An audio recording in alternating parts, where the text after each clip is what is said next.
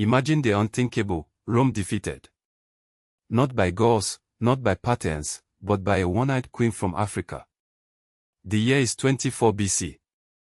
Emperor Augustus Caesar's legions, the most formidable fighting force on earth, lay broken, their advance halted in the scorching sands of Nubia. Leading the charge, a Candake, a warrior queen, Amanirenas. This wasn't just a battle, it was a humiliation. Rome, forced to its knees, would soon pay tribute to the very kingdom it sought to conquer. For centuries, the sands of time have concealed a truth about Africa, a truth deliberately buried beneath layers of misconception and historical revisionism.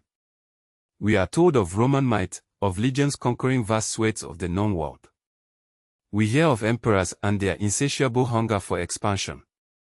But what if I told you that even the mighty Roman Empire, at the very height of its power, was forced to bow to an African queen? This is the story of Queen Amanirenas, a warrior queen of the kingdom of Kush, a realm that flourished along the Nile River, in what is now Sudan.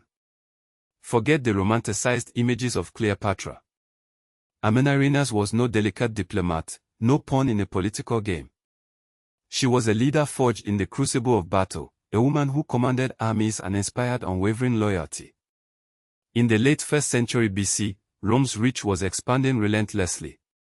Egypt, a jewel of the ancient world, had fallen to the ambitious Augustus Caesar. With Egypt secured, Rome's gaze turned south, toward the wealthy and strategically vital kingdom of Kush. The Romans, driven by greed and a lust for dominance, saw Kush as an easy target. They were sorely mistaken. In 29 BC, Rome, under the leadership of Prefect Aelius Gallus, launched an initial, disastrous, campaign into Arabia Felix, modern-day Yemen. This misadventure weakened Roman garrisons along the Egyptian border, creating an opportunity that Amanirenas would ruthlessly exploit. In 25 BC, Queen Amanirenas, alongside her husband King Pteriticus, launched a daring and audacious counteroffensive. Leading her armies north, she struck deep into Roman-controlled Egypt, sacking cities like Syene, modern-day Aswan, and Pholae. They even captured bronze statues of Emperor Augustus. One statue, the head of Augustus himself, was buried beneath the steps of a Kushite temple in Meroe. A deliberate act of defiance, forcing every visitor to literally walk over the face of the Roman emperor. Think about the symbolism. The sheer audacity. For 3 long years, the conflict raged. Roman legions, used to easy victories, found themselves facing a determined and skilled enemy in the Nubian desert. The Kushites were masters of their terrain, using guerrilla tactics and their superior knowledge of the land to inflict heavy casualties on the invaders. Amanirenas herself was at the heart of the resistance. Even after being blinded in one eye during battle, she refused to yield, becoming a symbol of unwavering defiance. She was a queen who fought alongside her people, a warrior who inspired them to resist the might of Rome. But here's where the story takes an unexpected turn. After years of costly conflict, a stalemate was reached. Rome, weary of the desert war and facing challenges elsewhere in the empire, sought a negotiated settlement. In 24 BC, just a year after the initial counteroffensive, something unprecedented happened.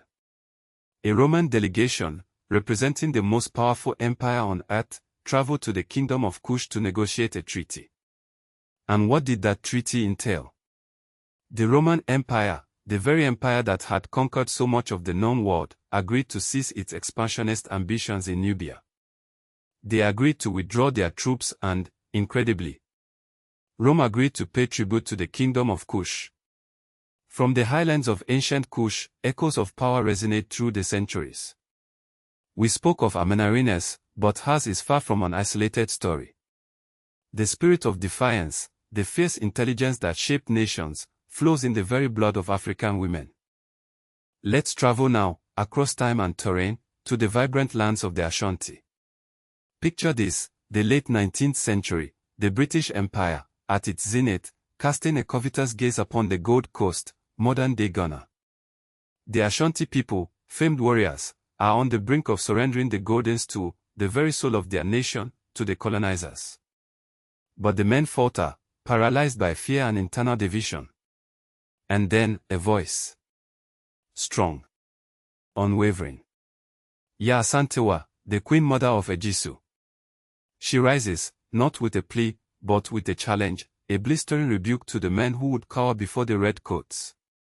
Her words, preserved in the annals of history, cut through the cowardice. If you, the men of Ashanti, will not go forward, then we will. I shall call upon my women. We will fight the white men. We will fight till the last of US falls in the battlefields. And she did. Not with a handful of disgruntled villagers, but with an army.